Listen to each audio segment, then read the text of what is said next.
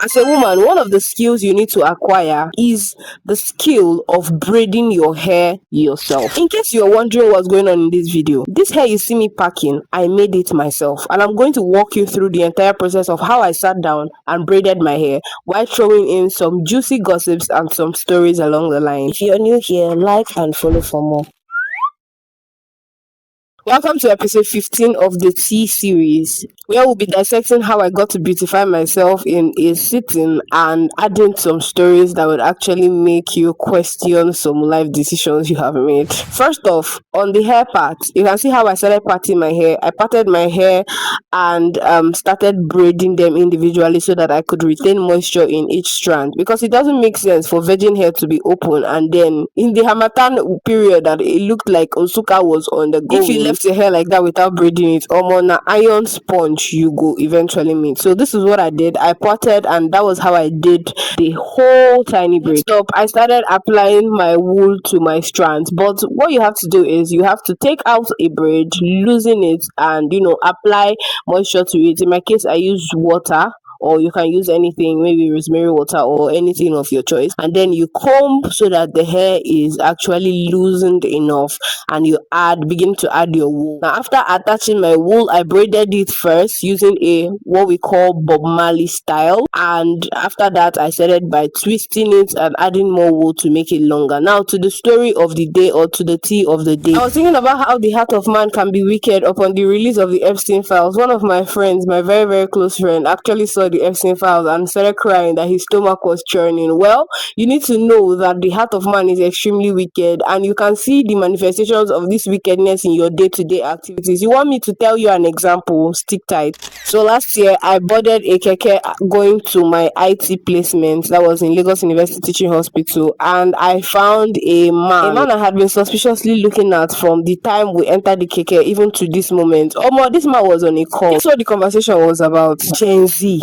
I was wondering what the Gen Z topic was all about until he started having a conversation with one of the other passengers that sat close to me, and I understood that apparently this man got his heart broken by a Gen Z lady, and in his defense it was Gen Zs are not ready to settle down. Gen Zs are and I was like, what did you even do? Lo and behold, brethren, it didn't even take up to 30 minutes before he manifested his true colors. What do you mean that this man seated with me in a keke heading for Lagos University Teaching Hospital receives a call and is telling the person on the other end of the phone that he's currently in Onitsha? Now this one now lies that men tell. Ew. Before you come for me saying women also lie, yes, I know. Men in this sentence was used because of the context I was using. Men meaning all humans.